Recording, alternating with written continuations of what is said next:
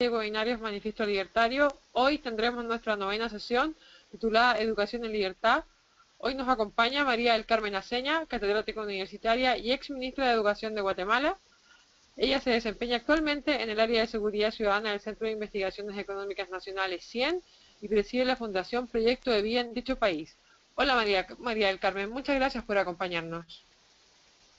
Hola, un gusto estar con todos ustedes y poder discutir sobre educación y libertad el día de hoy. ¿Iniciamos? Iniciamos. Ok. Quisiera primero compartirles un poco de lo que es Guatemala. Ahorita ustedes están viendo una foto. Nosotros somos un país pluricultural, somos aproximadamente 15 millones de guatemaltecos y tenemos más o menos unas 20 diferentes lenguas mayas, aparte del idioma español. Entonces la educación es un poquito más compleja de lo que puede ser en cualquier otro país latinoamericano.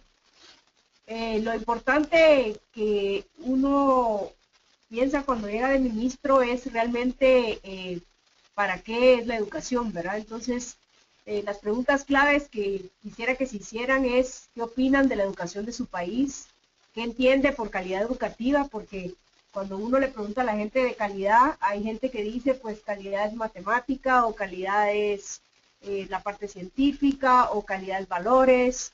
Entonces, al final la calidad también termina siendo un poco subjetiva.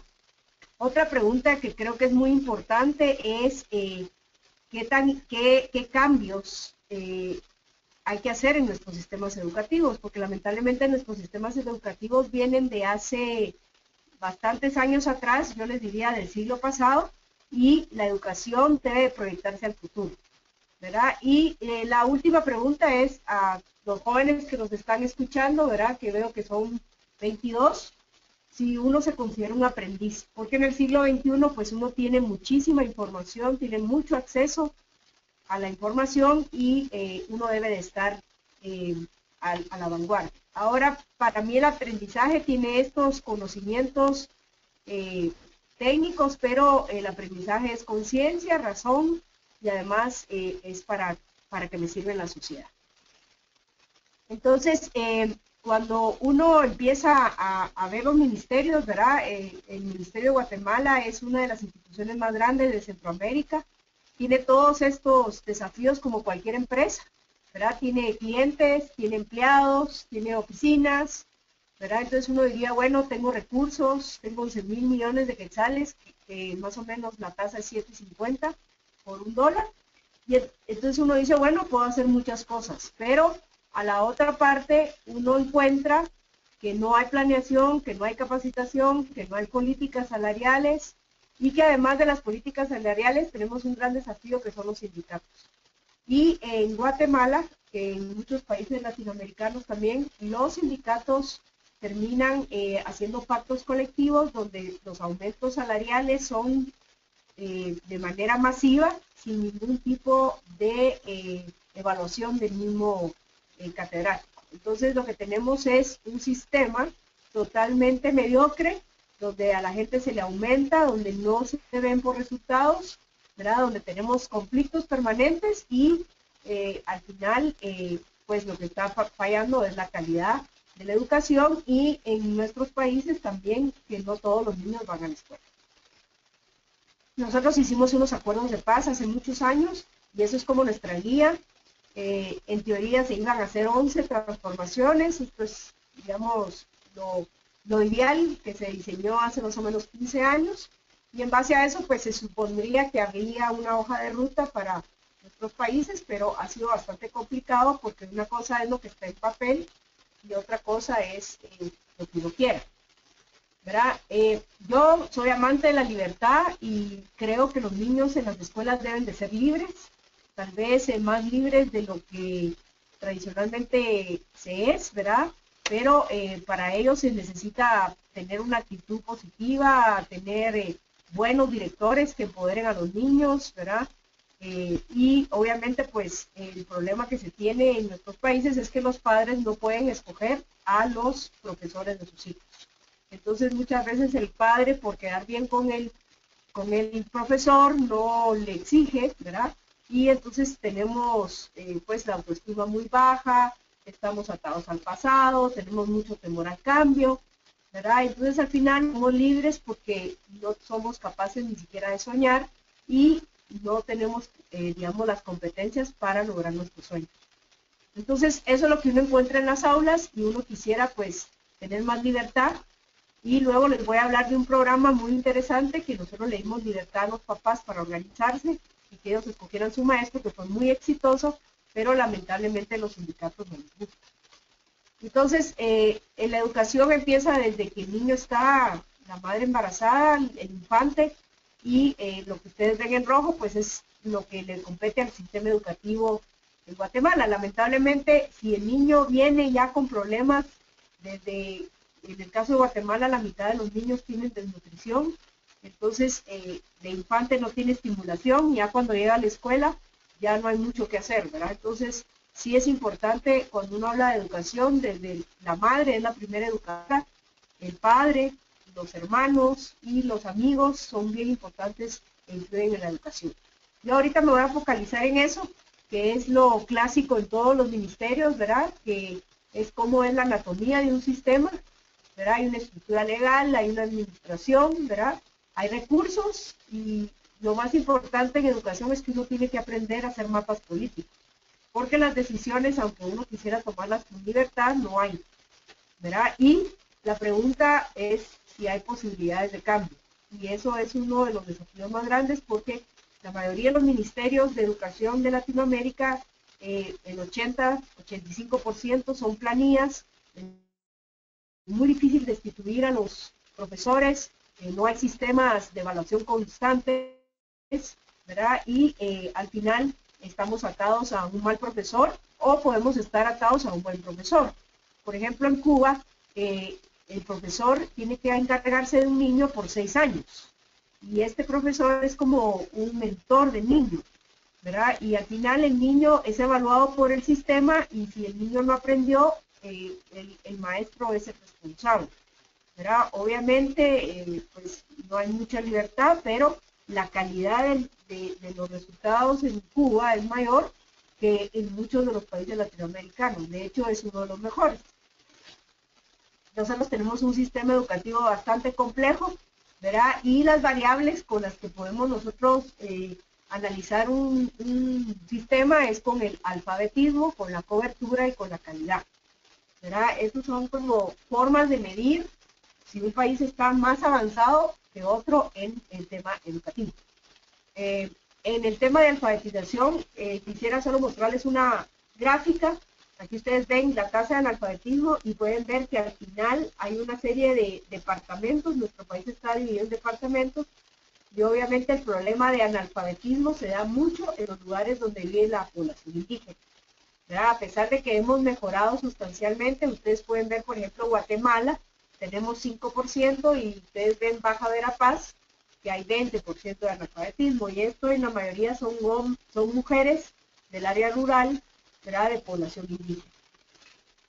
Respecto a la cobertura, hemos mejorado, pero si ustedes ven con otros países, realmente Guatemala tuvo un salto, pero no ha sido lo suficientemente agresivo como otros países.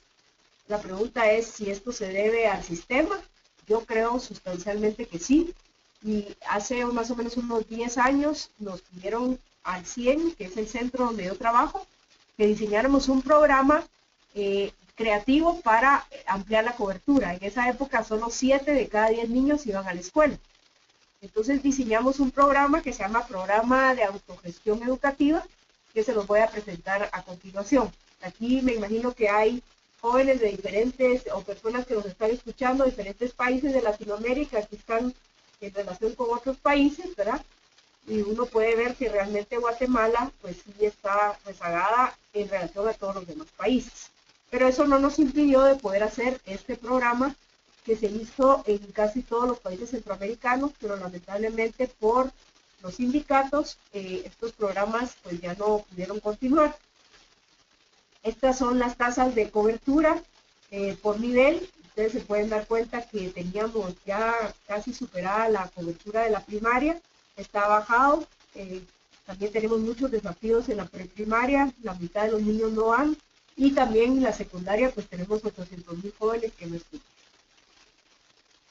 Lo que nosotros buscamos es un sistema más equitativo, ¿verdad? Porque si uno es guatemalteco, pobre, vive en el área rural, es mujer, lo más probable es que va a tener un año de escolaridad. Nuestra constitución habla de que los guatemaltecos debieran de tener 9 años de escolaridad, ¿verdad? Esta es una tabla de hace 14 años y ahí fue donde se desprendió este programa. Se los voy a poner, es un videito que dura 2 minutos.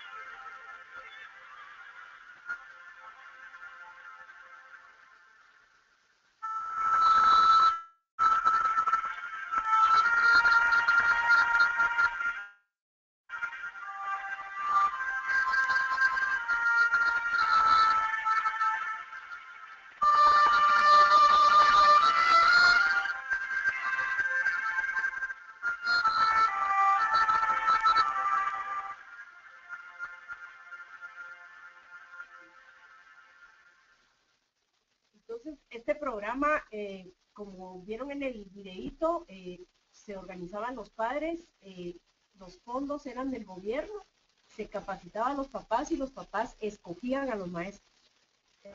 El programa fue muy exitoso, ustedes pueden ver acá, yo le pongo el fenómeno de PRONADE, que es el Programa Nacional de Autogestión, cómo subió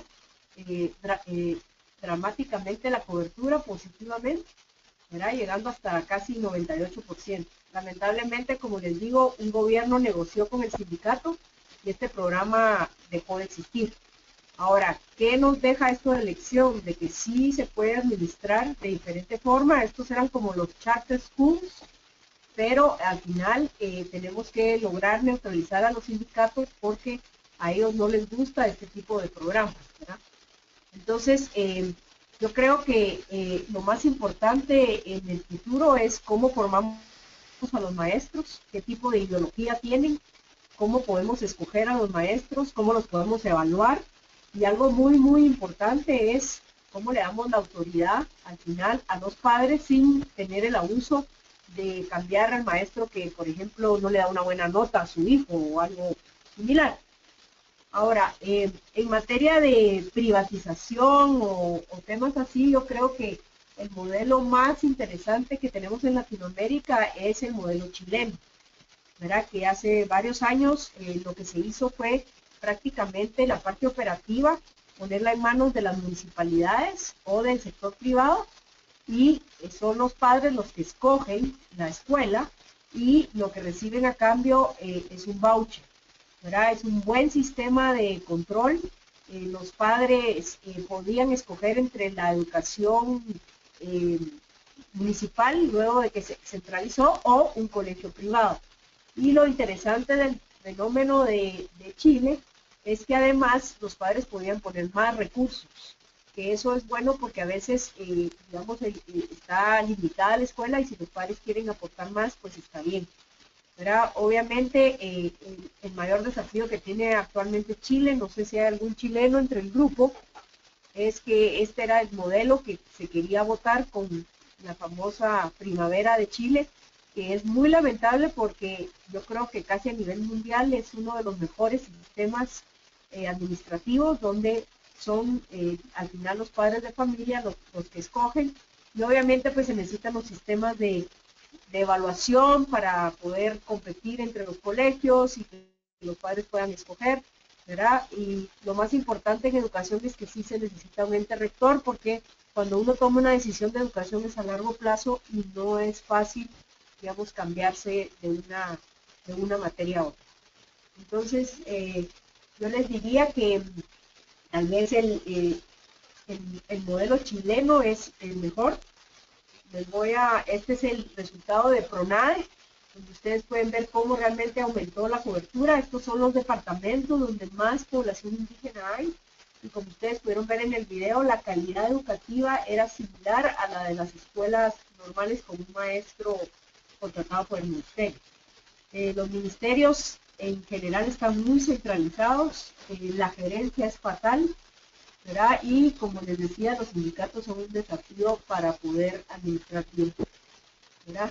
La calidad, pues en Guatemala el desafío que tenemos es que no todos los que entran a la primaria se gradúan, más o menos se tardan 10 años en graduarse de 6 años, y tenemos una ineficiencia interna. No hemos podido lograr que los mejores maestros se vayan, por ejemplo, al primer grado para que los niños aprendan a leer y escribir.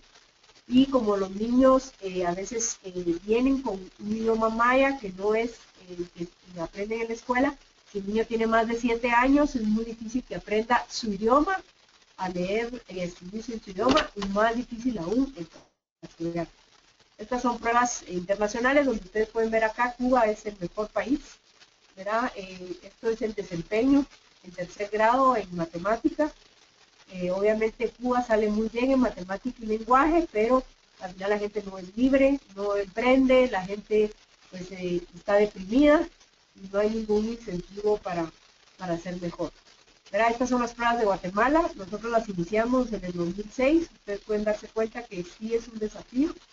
Del 2009 al 2010 corresponde realmente a un cambio del examen, decían que era muy difícil, ¿verdad? Pero todavía tenemos problemas de que la gente no aprende matemáticas, y cuando se hace esta prueba a los maestros, resulta que tampoco los maestros saben matemáticas, ¿verdad? Entonces, la realidad también tiene que ver con la pobreza. Hay mucha pobreza en Guatemala, el 50% de la población, y pues obviamente no son lo mismo tener materiales, tener una buena escuela, ¿verdad? Para eso. Entonces, yo creo que debiéramos de aprender otras cosas, ¿verdad? Competencias, que es lo que se habla ahora, ¿verdad? Y competencias para la vida. Por ejemplo, decidir y actuar con juicio crítico. Ahora hay tanta información, no tengo ni criterio de qué leer, ¿verdad? Entonces, ¿cómo educo yo en tener capacidad de decidir y actuar? ¿Cómo tengo yo capacidad para la tolerancia, pero sin dejar el carácter y especialmente la diversidad cultural, que nosotros la vimos todo el tiempo?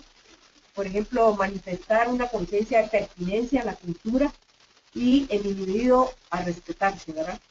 Entonces, estas son parte de las competencias, pero al final, eh, yo siempre decía, lo que los niños van a la escuela es aprender la parte técnica, pero la parte de valores deberían de aprender en su casa, pero lamentablemente los hogares no están funcionando y los niños no están aprendiendo valores en su casa, entonces les toca el doble a los maestros. ¿Verdad? Yo ahí me quedaría, no sé, voy a pasar a una última slide de lo que creo yo que se debe hacer y de ahí empezaríamos a una discusión. Los desafíos que tenemos en Guatemala es que hay mucho joven fuera de la escuela, eso obviamente tenemos problemas de violencia, de falta de oportunidades, ¿verdad? No hay calidad, no todos los que gradúan tienen empleo y obviamente pues estamos bajando en cobertura. Y creo que las causas se debe a su marco legal, ¿verdad? Un sistema totalmente jurásico que viene de los años 90. No tiene visión lo que es la tecnología, la información. Yo soy de la opinión de que se le podría poner computadoras y laptops a todos los niños y que el maestro se vuelva un mentor de los niños, ¿verdad? Se pueden hacer muchos ejercicios. En Guatemala distribuir libros es bien complicado, con su tableta podrían los niños aprender más, ¿verdad? Creo que los pactos colectivos que hacen los sindicatos con los gobiernos politiqueros asfixian al sistema y no dan la oportunidad de poder premiar a los buenos maestros, de castigar a los malos, de que los papás puedan escoger, ¿verdad? Y entonces, como los incentivos no son los correctos, los rendimientos de los maestros son muy malos, ¿verdad? Ahora, uno podría decir, esto es el sector público, hemos evaluado el sector privado, hay bastante mediocridad en el sector privado, hay algunas escuelas muy buenas, que son tal vez las escuelas que tienen alguna influencia extranjera, pero en general, pues el desafío acá es que viene primero el huevo o la gallina, ¿verdad? Si es cambiar el sistema de gestión, cambiar a los maestros o ambos.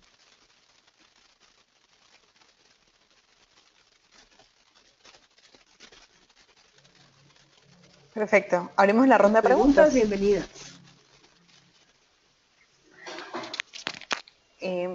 María del Carmen, ¿sí me puede escuchar? Sí, escucho. Perfecto. La primera pregunta viene de parte de María Celsa y dice, cuando se habla de la evaluación de calidad, ¿significa centrar la mirada en la currícula, es decir, en los programas de estudios? ¿O también en la educación sea instrumentada por los padres y docentes y no controlada por el Estado? Gracias por tu pregunta.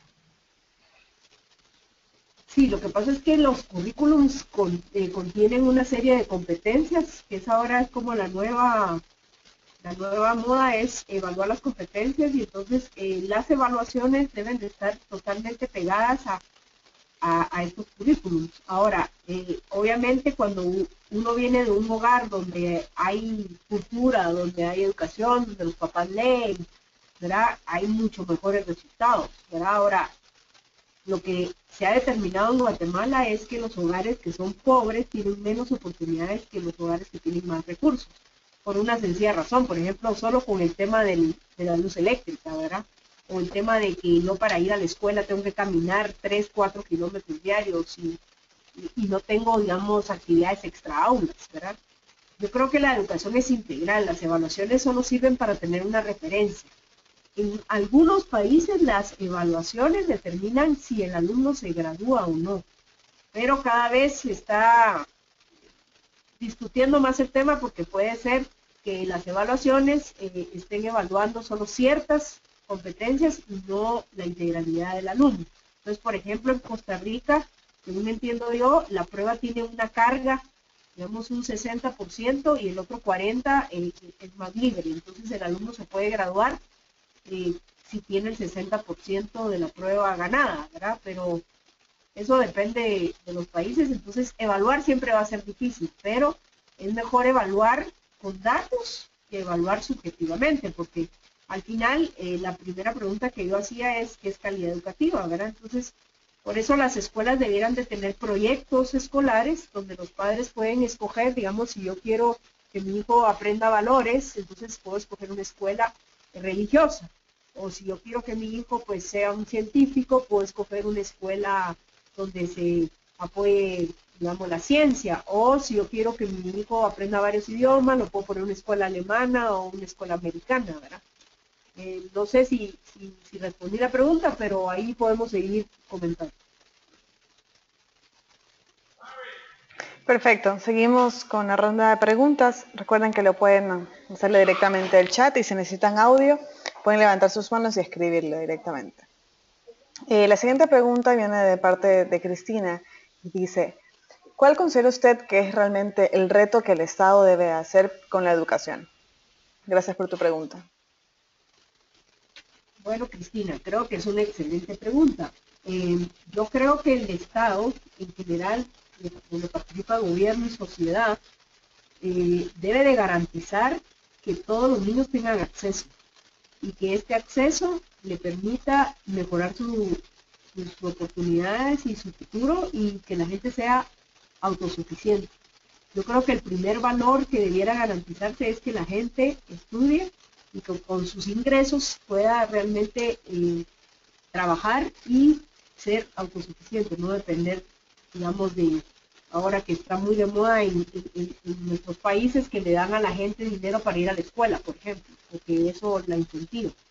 Pero al final no hay graduación, ¿verdad? El problema es que la gente depende de ese dinero. Entonces yo creo que el Estado debe garantizar la oportunidad.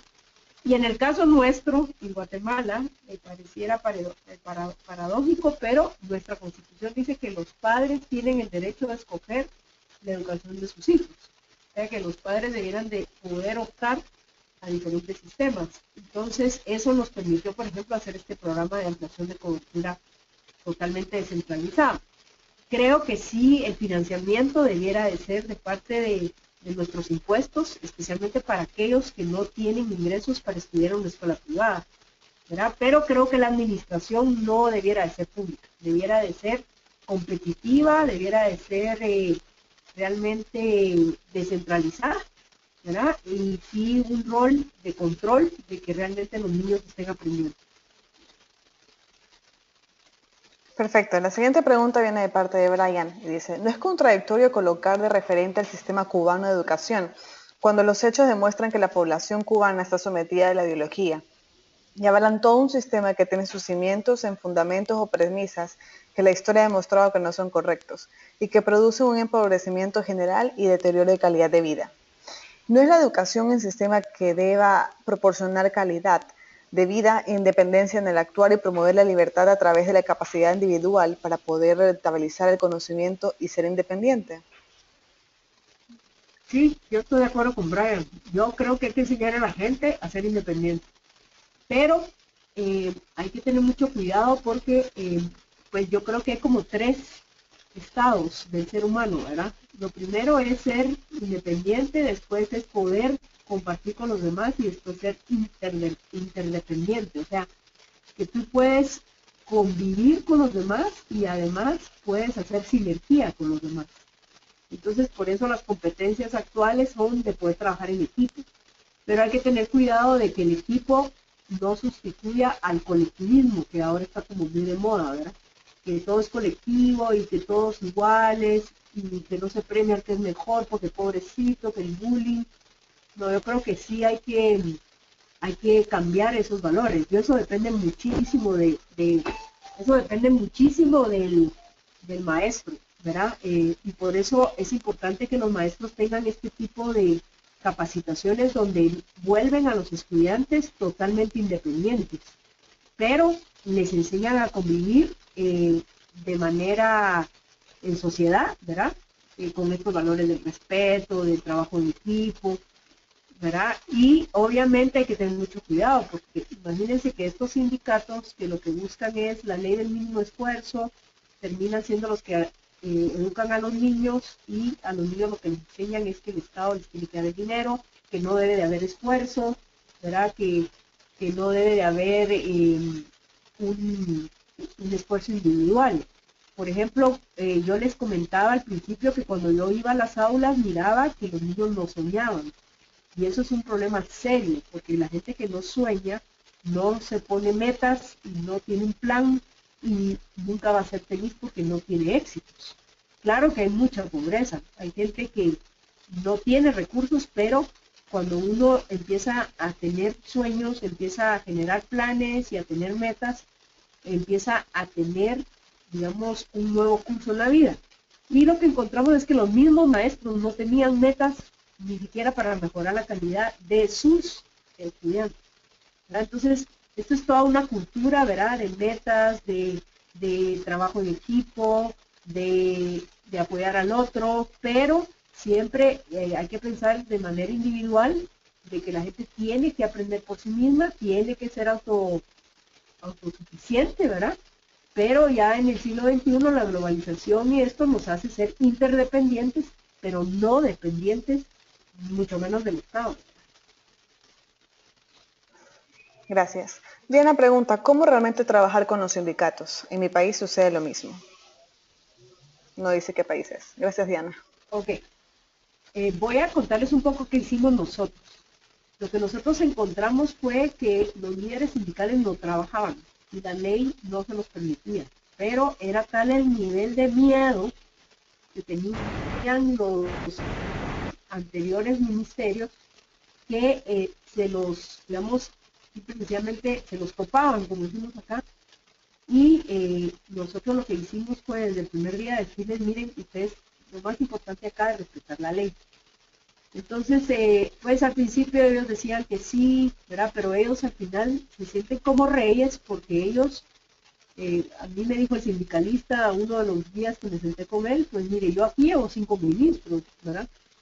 Y usted, pues usted es una más, ¿verdad? Entonces, nosotros lo que hicimos fue una estrategia de decirles, bueno, lo vamos a hacer con ley, queremos 180 días de clase al año, ¿verdad? Y sí tuvimos mucho apoyo de parte del presidente, en el sentido de que si paraban o hacían algún tipo de paro, porque la huelga es ilegal, pues iban a apoyar, ¿verdad? Llegaron a un nivel en que paraban, pero después empezaron a bloquear carreteras. Y eso le cayó muy mal a la gente. Entonces la gente empezó como a demandarles a los sindicalistas que trabajaran y a través de los medios de comunicación se empezó, digamos, a evidenciar que estos señores no trabajaban, que eran unos vividores, que tenían en algunos casos carros, ¿verdad? Que tenían sobresueldos y encontramos que el líder sindical contrataba a otro maestro teniendo en la plaza. Entonces lo que hicimos fue aplicar la ley, nos tomó 3 años sacarlo, pero obviamente pues yo solo estuve 4 años con un gobierno, cuando regresó el sindicalista pues lo volvieron a contratar. Lo que es interesante es que ya después de 8 años, la gente hoy le está exigiendo a los sindicatos que quieren que los niños vayan los 180 días a clase. Y eso se ha logrado gracias al apoyo de la sociedad civil con los medios de comunicación. Entonces sí hay que, digamos, desde parte de la sociedad civil, presionar, porque los políticos lamentablemente tratan de quedar bien con los sindicalistas porque creen que ellos les van a jalar votos, ¿verdad? Y ese es el peor acuerdo que puede haber para un buen sistema político. Un acuerdo entre los sindicatos del sector público y los políticos, ¿verdad? Porque entonces se deja de hacer, ¿verdad? Entonces, no hay una receta más que seguir la ley, apoyarse de la sociedad civil, utilizar los medios de comunicación y evidenciar que ellos no quieren la calidad ni la educación para los alumnos, sino que solo quieren su beneficio, ¿verdad? Y obviamente, pues, en el futuro yo sí creo que debiera de ser prohibido que un servidor público pare estos servicios esenciales, ¿verdad? Por ejemplo, yo fui a Alemania y me decían que en Alemania realmente si uno es un servidor con una plaza fija no puede parar. Ahora, si uno tiene un contrato, sí puede, ¿verdad? Entonces, el contrato es por 1 año, ¿verdad? Entonces, pues cuando uno va viendo Europa, va entendiendo, le llamamos la parte norte, la parte sur, pues es complicado porque los sindicatos tienen más influencia, ¿verdad? Pero sí tenemos que ir creando ministerios de niños y no ministerios de sindicalistas.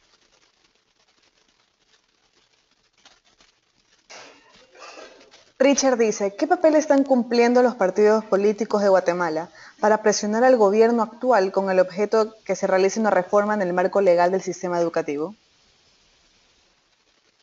Los partidos políticos en Guatemala están verdaderamente en una crisis.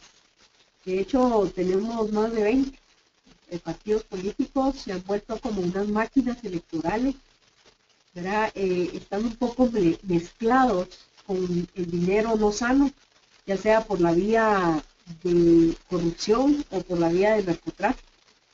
Y entonces tenemos 1, 2 o 3 partidos tal vez sanos. El problema que tenemos actual es que ya no hay ideología.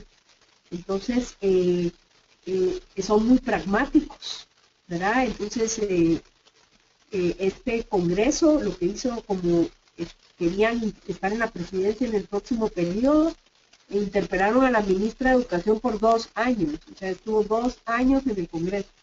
Y ahí creo que fue una debilidad de la sociedad civil de no haberle cuidado a los diputados que no hicieran eso. Ahora, tal vez es importante que sepan que en Guatemala hace como 5 meses empezó toda una revolución a nivel de la sociedad civil porque tenemos una agencia internacional como una fiscalía que descubrió unos niveles de corrupción muy grandes y ahorita están enjuiciando a muchos funcionarios. Entre ellos, yo les digo, está el expresidente y la ex vicepresidenta que fueron removidos hace un mes. Están 7 diputados en proceso, o sea, ha cambiado un poquito. Entonces ahorita los partidos políticos se han cuidado más, pero siempre tratan más de agradar al sindicalista porque les da pavor, ¿verdad? Pero yo creo que esto va a mermar la corrupción.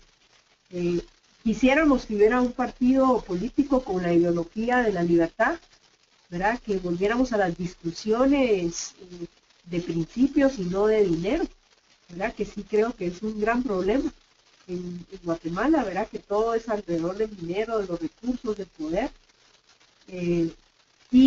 Creo que en el futuro sí van a surgir 1 o 2 partidos políticos con ideas de la libertad para empezar otra vez a plantear estos principios como claves para el desarrollo de un país, no solo en la educación, sino que también en la parte económica, en la parte, digamos, de atracción de inversiones y lo más importante, la transparencia y mermar realmente esta corrupción, ¿verdad?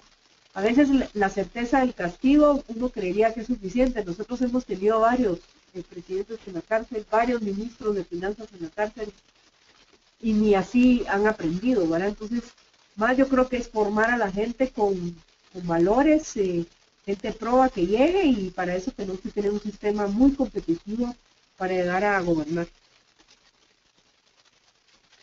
Perfecto. María Celsa vuelve a preguntar diciendo, ¿qué opina de los resultados de las pruebas PISA?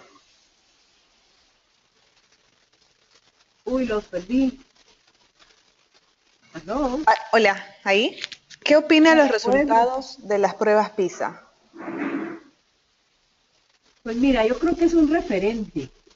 La verdad es que son muy exóticas, muy elaboradas. A mí me sirvieron de referencia para ver, conocer digamos, a qué sistema educativo se podía seguir. Me pareció fantástico, digamos, el modelo finlandés. Lo fui a conocer, vi cómo y es bien interesante ese modelo porque ellos no tienen un modelo que se enfoca en sacar las mejores pruebas PISA, no como por ejemplo en Japón, que es un drama cuando ellos no están en los primeros lugares, ¿verdad?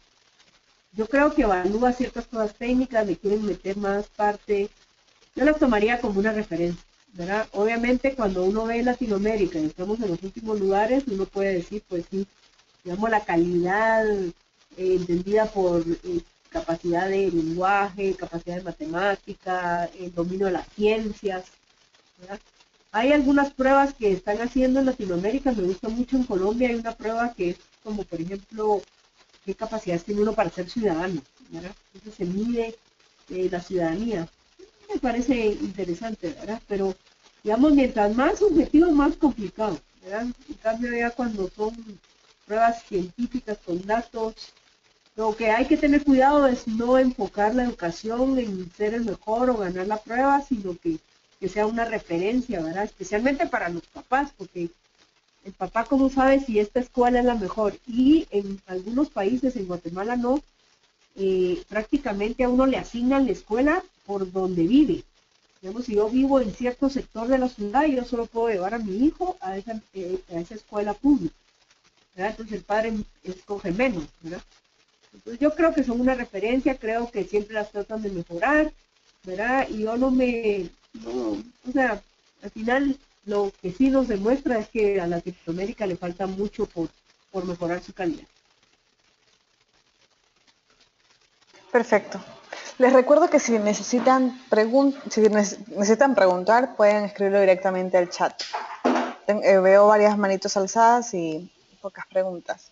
La siguiente pregunta viene de parte de Patricia y dice, pregunta, actualmente en Costa Rica nuestros diputados libertarios están liderando una propuesta para que el sistema educativo público sea un sistema dual. ¿Qué opina de la educación dual? Patricia, pues mira, me parece que funciona en países tan interesantes como Costa Rica, donde la mayoría del empleo es formal. De hecho, yo visité Austria y Alemania que tienen esta educación dual y es bastante interesante porque el joven aprende haciendo, ¿verdad? Entonces, también empieza a tener ingresos, empieza a tener responsabilidades y al final, digamos, hasta puede tener un trabajo. Lo que pasa es que la educación dual depende mucho qué tanta empresa formal hay, ¿verdad? Y creo que en Costa Rica es un país que tiene bastantes empresas formales, ¿verdad? Porque así hay más oportunidades para que los jóvenes puedan ir a las diferentes empresas. Ahora, el sistema dual a veces puede ser complejo porque por lo menos en Alemania hay un examen, creo que es al sexto o séptimo grado, donde determina el estudiante qué tipo de educación puede tener. Entonces, también está como determinando a la gente, hay que ver si en Costa Rica lo están poniendo este examen, porque al final, por ejemplo, en Alemania, que su objetivo es el pleno empleo, no le dan la libertad, digamos, a un estudiante de si él quiere ir a la universidad, ir, sino que simplemente lo determinan, que si no tenía esa capacidad cuando tenía 12, 13 años, no puede ir. Ahora han sido un poco flexibles de que la gente si hace un examen puede ir a la universidad, pero no hay tanta libertad de escogencia, hay más, digamos, hay más determinación de la capacidad que el niño tenga a esa edad. Y puede ser que sea un genio, pero a esa edad no estudie y no tenga las capacidades, ¿verdad? Entonces, hay que ver, ¿verdad? Ahora, si es aprendiendo en las empresas, yo creo que es bastante interesante porque induce a los jóvenes al mundo real de los negocios.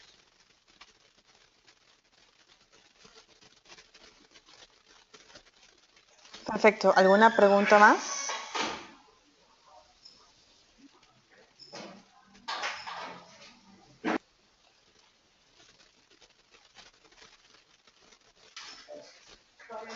Bueno, hasta ahora no tenemos ninguna pregunta más. ¿Le parece si nos puede dar sus mensajes final? María del Carmen. Okay. Pues quisiera saber más, los jóvenes de ustedes que están en como asistentes, son gente joven, es gente de distinta edad, solo quisiera tener información. Bueno, las edades están bastante variadas. Ahí creo que la mayoría ya no es gente tan joven. Sin embargo, Okay. sí, estamos bastante variados en este webinar.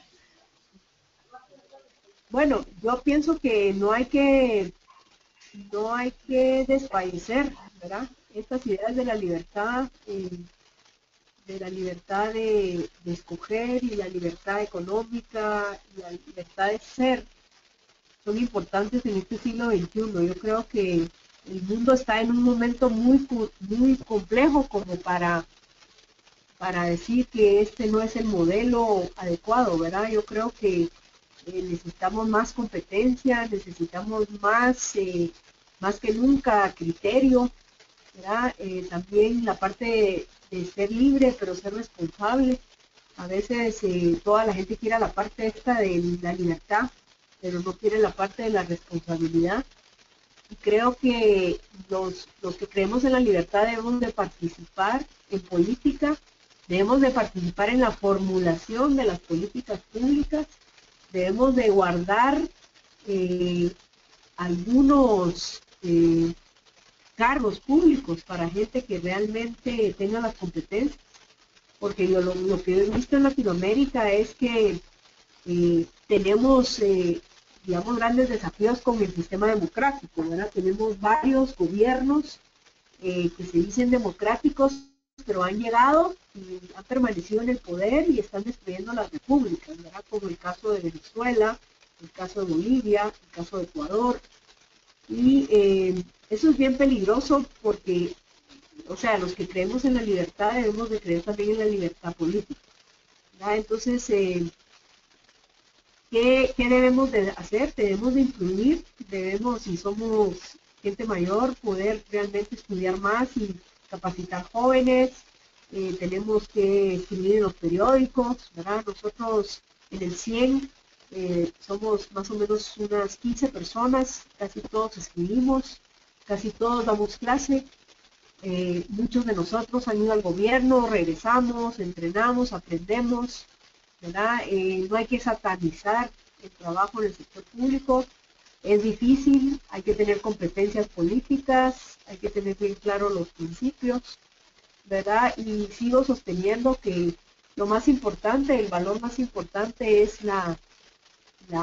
digamos, el ser humano debe de ser independiente de todos, pasar a un nivel de interdependencia, ¿verdad? Poder convivir, y lo más importante es que sea feliz, ¿verdad? Pero en países donde no hay libertad, eso es bien difícil. Conozco Cuba, no sé si algunos de los que me están oyendo conocen o son cubanos. De verdad es un país maravilloso, pero la gente no, pues no es feliz. Y por otro lado, tampoco hay que pensar que más años de educación nos va a dar desarrollo, ¿verdad? Hay casos como Argentina que tiene tal vez un nivel educativo muy alto, pero no logran resolver su problema político. Entonces, cada país tiene su cultura, cada país tiene su forma de trabajar, pero yo creo que los principios son iguales, que es la libertad, la responsabilidad y al final el respeto a los demás.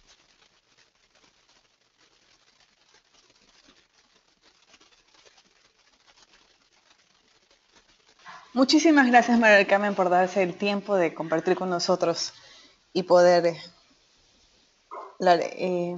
Perdón, tenemos una pregunta más. ¿Se debería liberar a la educación de los maestros y los sindicatos y los planes de estudios? Pregunta Óscar. Sí, yo creo que hay que liberarlo hasta cierto punto. Creo que sí tiene que haber una como columna vertebral, ¿verdad? Digamos, del mínimo. Como por ejemplo, está comprobadísimo que el lenguaje tiene 4 competencias, ¿verdad? 2 de entrada y 2 de salida. O sea, la parte auditiva, la parte de comprensión, y después tiene 2 partes, digamos, de output, que es escribir y hablar, ¿verdad? Entonces, buen lenguaje, o sea, aprender bien el idioma, saberlo resumir, saber redactar, eso debe de ser clave, porque el que no logra comprender su propio idioma está complicado, porque no va a poder ampliar su vocabulario, ¿verdad? Y luego el segundo tema es el tema de las matemáticas, ¿verdad? Porque las matemáticas nos da una parte lógica. Entonces, posiblemente en los próximos años van a haber estos cursos como medulares, pero ya una vez uno tiene un buen lenguaje y una buena matemática, uno ya puede, digamos, someterse a más proyectos. Y ahora se está experimentando mucho con el tema del arte, ¿verdad? De desarrollar no solo una parte del cerebro, sino que la otra parte del cerebro. Pero al final, lamentablemente, aunque haya miles de computadoras y haya mucha tecnología, aún no hemos podido pasar el chip a la cabeza, ¿verdad? Y uno tiene que hacer su esfuerzo, ¿verdad? Uno tiene que hacer ejercicios mentales, y sí es muy importante que haya una columna vertebral y que lo demás sea pues escogencia de la persona, ¿verdad?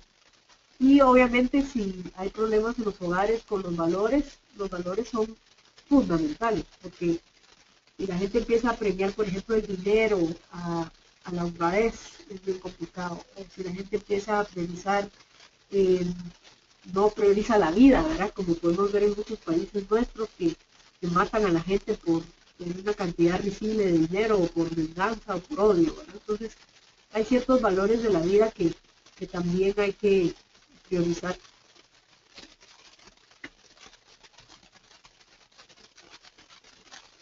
Perfecto. Y el último comentario dice, en lugar de aulas y pizarrón, internet para todos los niños.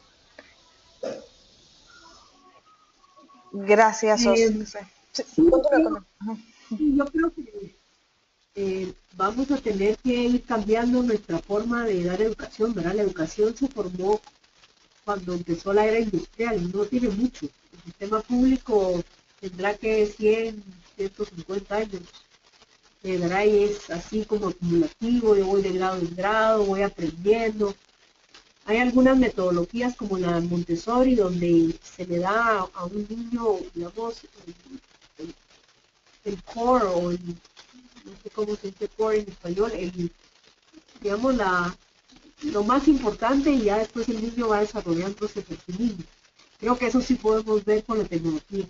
El problema con el internet es que si yo no tengo el criterio, igual puedo ver un montón de basura, y puedo ver un montón de pornografía y no aprender nada. De hecho, ahorita ya tenemos problemas con los jóvenes, que como todo es pantalla y todo es light y todo es fácil, ya no leen. Y entonces al no leer no comprenden y al no comprender van a tener dificultades. Entonces, yo creo que se puede utilizar el Internet como una fuente de información, en la biblioteca más grande del mundo, se pueden hacer ejercicios, pero siempre con una orientación, ya sea de un maestro, y yo creo que ya en el siglo XXI hablamos de mentores, o de los propios padres, ¿verdad? El error es cuando los padres ven a sus hijos que tienen acceso a toda la tecnología, pero no controlan lo que los jóvenes o los niños están viendo.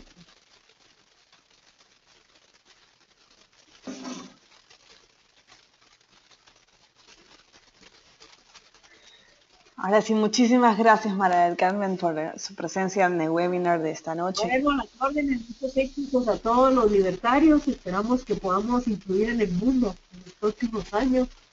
Yo creo que eh, tenemos mucho que recorrer, pero yo soy positiva y creo que lo vamos a lograr. Sí, muchísimas gracias a usted y muchísimas gracias a cada uno de ustedes que se registraron y estuvieron en otra sesión más de Manifiesto Libertario. Les recuerdo que para la próxima semana estará Gabriel Moragina explicándonos sobre conservación ecológica y crecimiento. Muchas gracias a todos, muy buenas noches. Buenas Buenas noches. noches. Nos vemos el próximo día.